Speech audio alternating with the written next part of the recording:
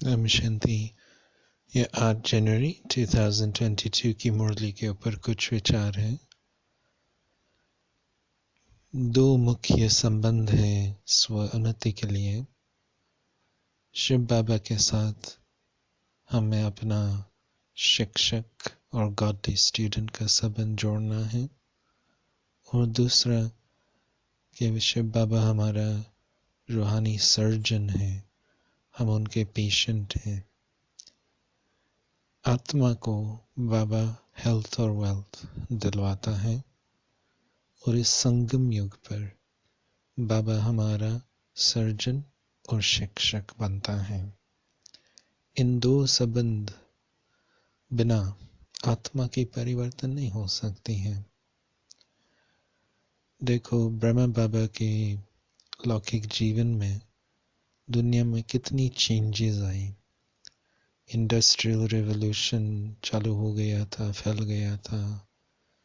विचार करो, electricity, communications, trains, planes, ये सब ब्रह्मा बाबा के जीवन के अंदर चालू हुआ था, तो दुनिया बदल गई थी। और हेल्थ केयर में भी बहुत फर्क। इस लास्ट 2 साल में कईयों को मालूम होगा अभी कि 100 साल पहले भी पेंडेमिक हुआ था फ्लू का। तो 1920s, 1930s, 1940s में बहुत जास्ती मेडिकल एडवांसेस हुए थे उस पेंडेमिक के बाद। उस पेंडेमिक के कारण भी बहुत इन्वेस्टमेंट जाती है ना, तो वैक्सीनेशंस का बहुत कुछ डेवलपमेंट हो गया था उस समय। उससे पहले तो बहुत ऐसे बीमारियां थी जो बचपन में लगती थी, जिससे बहुत बच्चे मर जाते थे, अथवा कोई ना कोई डिसेबिलिटी रह जाती थी, जैसे ट्यूबरकुलोसिस, स्मॉल पॉक्स, पोलियो, ऐसे ऐसे बीमारियां जो आजकल बहुत सुनने में ही नहीं आएंगा, परंतु उस समय बहुत कॉमन थी। और ये वैक्सीनेशंस के कारण ये दुनिया बदल गई, क्योंकि बचपन में ऐसे कई जैसे वैक्सीनेशंस देते हैं, मीजल्स, मम्प्स, रूबेला, ऐसे इंजेक्शंस देते हैं। तो ऐसे होता है कि यदि आप 5 साल की उम्र के बाद जीते रहेंगे तो आपकी आयु 70-80 तक भी चल सकती है। परंतु ये फर्स्ट 5 इयर्स में इम्यूनिटी कम होती है ना, तो इंजेक्शंस बिना बच्चे को का हेल्थ जो है खतरा में रहता है। तो इसलिए यंग बेबीज में और ओल्डर पीपल में ये इंजेक्शंस की आवश्यकता खास रहती है, क्योंकि इम्यूनिटी कम हो जाती है। तो अभी तो हम सब ने देखा कि इंजेक्शंस का कितना महत्व है, परंतु उस समय यह तो मिरेकल लगता था कि एक ही इंजेक्शन देने से ये जो बीमारियां कितनी सेंचुरी से सबको तंग करती रहती थी, कितने को खत्म कर देती थी, एक इंजेक्शन लगाने से बीमारी आती ही नहीं। वंडर से मिरेकल था। तो उसी जैसे भाव से, उसी वातावरण में बाबा अभी बोल रहा है कि शिव बाबा देखो, आपको एक ही इंजेक्शन संगम युग पर देता है, और वो फिर पूरे आधा कल्प आपके पास कोई बीमारी ही नहीं आती है। मिरेकल है ना। तो देखो बाबा कैसे हम सबको इंजेक्शन देता है, परिवर्तन कर देता है। पहले तो बाबा समझाया करता है कि समझना होता है कि आत्मा निर्लेप नहीं है। जो बाबा भी मिसाल मुरली में देता है ना कि सर्प एक खाल छोड़ती हैं, दूसरी लेती हैं, अथवा ब्रह्मरी भू भू करके कीड़िया को अपने समान बना देती हैं। ये मिसाल, और कछुआ का मिसाल, ऐसे मैं भैंस हूँ, मैं भैंस हूँ, ये मिसाल, ऐसे कई मिसाल जो बाबा मुरली में देता है वो बाबा ने सन्यासियों के लेक्चर्स में सुना था। बाबा के कई गुरु सन्यासी थे, तो बाबा ने ये सब मिसाल सुना था। परंतु बाबा कह रहा है कि वास्तव में ये सन्यासी ये मिसाल दे नहीं सकते हैं, क्योंकि वो किसी को आधा कल्प के लिए मृत्यु से नहीं छुड़वा सकता है, बीमारियों से नहीं छुड़वा सकते हैं। वो सन्यासी तो सिखाएंगे कि आत्मा तो निर्लेप है, मन तो एक शरीर का जैसे भाग है, वो अपवित्र बनता है, शरीर अपवित्र बनता है, आत्मा तो निर्लेप है। परंतु बाबा तो समझाया करता है, तो मन बुद्धि संस्कार तो है ही आत्मा, और आत्मा में ही सब खाद पड़ती है, आत्मा ही सतो रजो तमो बनती है, आत्मा में ही पापों का बोझ चढ़ता है, आत्मा ही अच्छे व बुरे संस्कार साथ लेके जाती है, आत्मा ही अपने अच्छा व बुरा कर्म भी साथ लेके जाती है। तो आत्मा की हालत अनुसार सब कुछ, बाबा कहते हैं जैसा सोना वैसा जेवर बनता है। तो ये ज्ञान भी नहीं है, तो जिसके पास हम जाते थे, सन्यासी, गुरु, प्रीस्ट आदि, जिसके पास हम स्पिरिचुअल गाइडेंस के लिए जाते थे, वो खुद जानते ही नहीं है कि आत्मा क्या है और क्यों अपवित्र बनी है। तो वो रियली हमें मदद नहीं कर सकते हैं। एक ही शिव बाबा है जो डायग्नोसिस दे सकता है। समझो आपके कोई सिम्टम्स हैं और आप बस ढूंढते रहते हो कि एक डॉक्टर के पास, फिर फलाना कहेंगे ये दूसरा डॉक्टर बहुत अच्छा है, उनके पास हम जाओ, तीसरे डॉक्टर, आप भटक रहे हो। यही तो भक्ति हुई ना, हम भटक रहे रहते हैं एक डॉक्टर से दूसरे डॉक्टर, परंतु आत्मा का डॉक्टर मिलता ही नहीं है। अभी हम बहुत लकी हैं कि हमारे पास सर्जन मिल गया, तो जो अंदर बीमारी 63 जन्म से है, बाबा इसका सर्जरी कर सकता है। जब पेशेंट बहुत बीमार हो जाता है ना, तो थोड़ी दवाई से ठीक नहीं हो सकता, सर्जरी करना पड़ता है। तो बाबा हमारी आत्मा की सर्जरी करता है, हमें बस योग में रहना है, बाबा फिर हमारा परिवर्तन कर देता है। तो हम बहुत लकी हैं। और शरीर की बीमारी आत्मा की बीमारी के कारण है, ये समझने की बात है। तो यदि आप डॉक्टर के पास जाते हो कि मेरे पास डायबिटीज़ है, बीपी है, आर्थराइटिस है, कैंसर है, तो कोई डॉक्टर आपको कहता है कि तुम्हारी आत्मा तमो प्रधान है, इसलिए ये बीमारी, कोई बोलता है क्या? बस उस दवाई देंगे और इस जन्म के लिए थोड़े हम ठीक रह सकते हैं, परंतु फिर शरीर छूट गया, नेक्स्ट शरीर धारण कर लिया, बीमारी तो उस शरीर में भी आएंगे ना। तो बीमारी से हो तो हम सदैव तो छूटता ही नहीं है ना, बस जन्म बाय जन्म बीमारी बीमारी, और ओल्ड एज हर जन्म में आ सकती है। तो सब बीमारी भी जास्ती उस समय आती है। तो बाबा का कहता है ये कोई निवारण नहीं हुआ ना।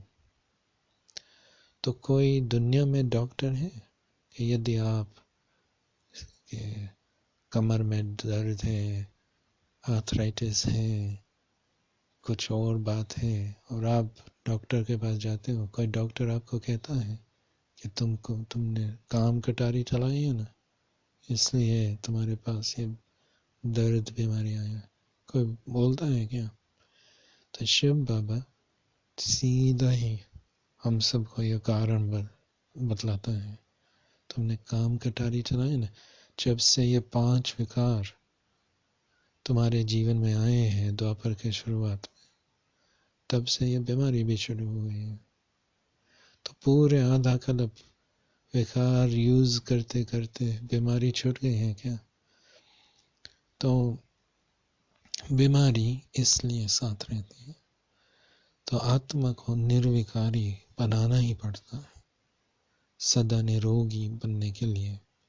तो इसलिए बाबा कारण जानता है, निवारण भी बतलाता है, सर्जरी भी करता है। तो इसलिए हमारे में चेंज आती है। और बाबा के ज्ञान के धन से हम स्थूल धन भी प्राप्त करते हैं। वर्तमान समय तो ज्ञान धन और फ्यूचर में स्थूल धन। तो आधा कल्प के लिए हम शौकार भी रहते हैं।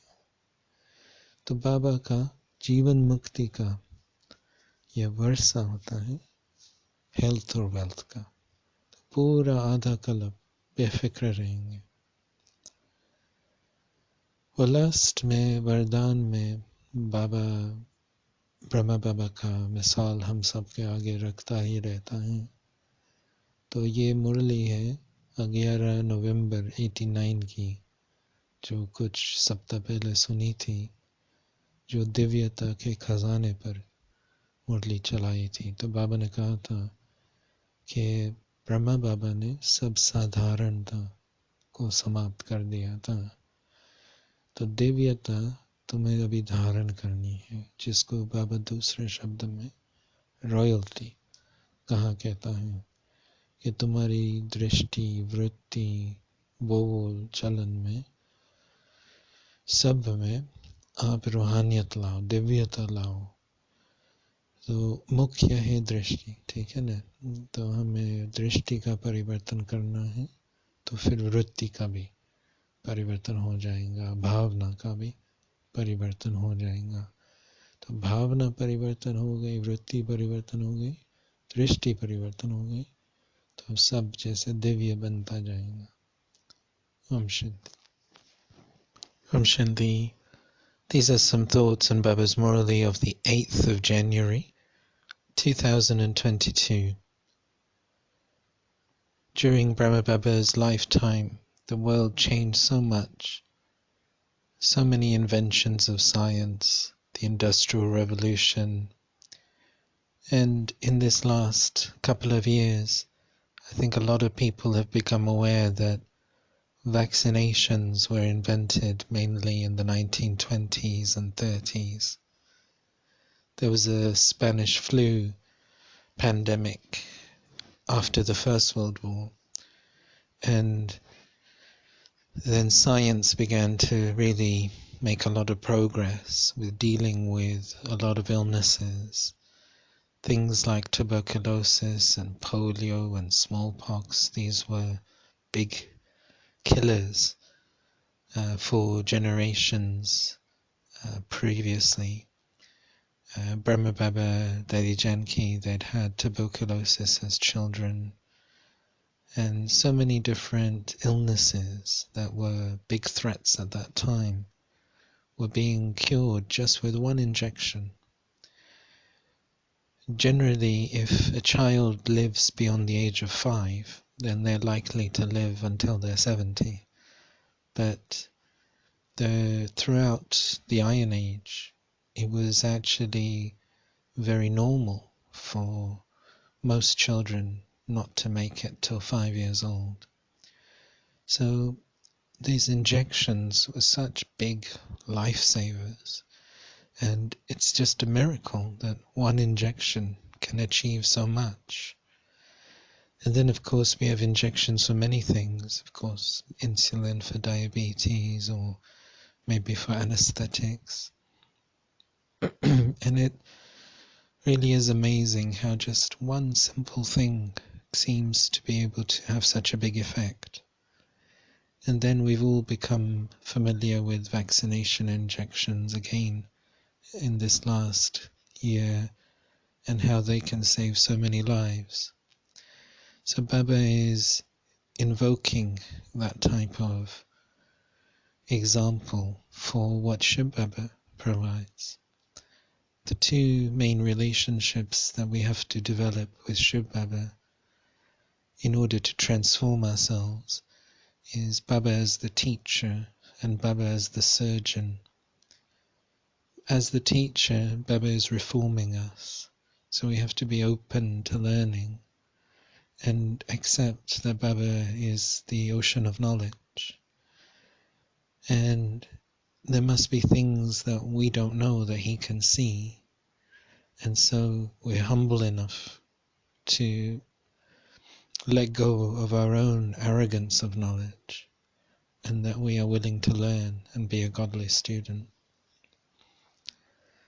Baba also then says that that knowledge is wealth.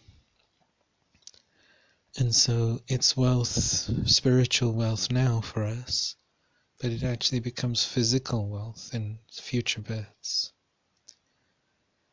And then Baba as the surgeon, he really heals the soul. And sometimes the illness is so deep that just having a simple remedy won't work. You have to have surgery. And all of us are very unwell. And the illness is not just superficial, but it's deep inside of the soul. And so we need our imperishable surgeon. No one else is able to remove the impurities, the sorrow from deep inside of the soul. We've been carrying it with us for 63 births. And Shiv Baba is the one who has this ability. So we're very, very lucky to have someone who can do this. If you have a particular procedure that you need doing and you can't find a surgeon that can do it, that's willing to take you, then it becomes very desperate. And when you find that surgeon that's willing to do it, it's such a big relief. So Shiv Baba is this surgeon of the soul. We've been thinking that human beings can do this. We've been going to different priests and gurus.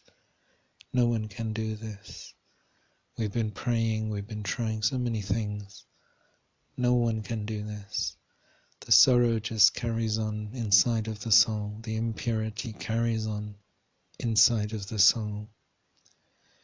So Baba is saying that, first of all, just even knowing what the soul is escapes people. Brahma Baba used to have several sannyasis as his gurus, and so they also use these examples that Baba refers to, like the snake shedding one skin and taking another, or the buzzing moth that transforms ants into moths. Things like this. This is from the lectures of the sannyasis.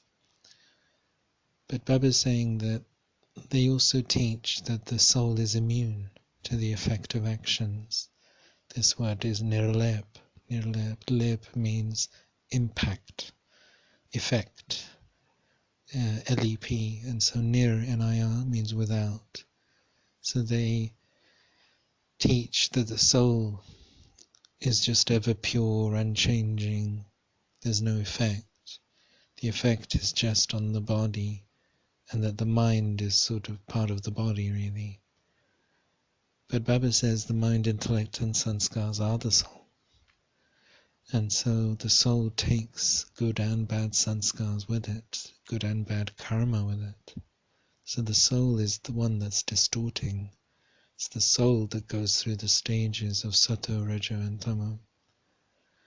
So until we understand that it's the soul that needs changing, then we can't really change anything, and we certainly can't help anyone else. So Baba, in just a short space of time, is able to change the soul. And he is always in the unlimited, so he's not just doing it for now, but he's doing it for half a cycle. Nowadays, people are much more aware of diet and exercise and healthy lifestyles. So there's an awareness of preventative lifestyles, that if I look after my weight and my sugar and so many things like that, fats and cholesterol, then as I age, I should be able to avoid quite a number of illnesses. But the way Baba is thinking is, how can the soul avoid illnesses for half a cycle? Not just avoid some illnesses in this one birth, but how can it be done so that no illnesses come at all for half a cycle, not in the soul, not in the body. And the only way is to make sure that the soul has no vices in it. When we go to the doctor and we might have an ailment, could be chronic, could be temporary. If someone has arthritis, someone has heart trouble, diabetes, high blood pressure, cancer, which doctor in the world says that the reason for your illness is because you've been using the sword of lust? No one says this. So it's only Shiv Baba that comes with a solution of purity, that it's actually this, it's becoming viceless, that creates health, and that the reason for all of our illnesses is the use of the sword of lust. And as long as our bodies are created through lust, they will follow. So Baba's solution is so different, but it's very long term. And in today's blessing, Baba is reminding us again of our treasures of divinity. That Murli was the 11th of November 1989. And Shiv Baba is saying that Brahma Baba eliminated ordinariness from his vision and behavior and thinking. And this is what you have to do. You have to inculcate this divinity which Baba calls royalty. Now, because you're becoming deities, you're becoming angels. And we experience that, don't we, from like our senior daddies. They have that divinity about them, and they're examples for us. So we have to also eliminate that ordinariness. Om Shanti.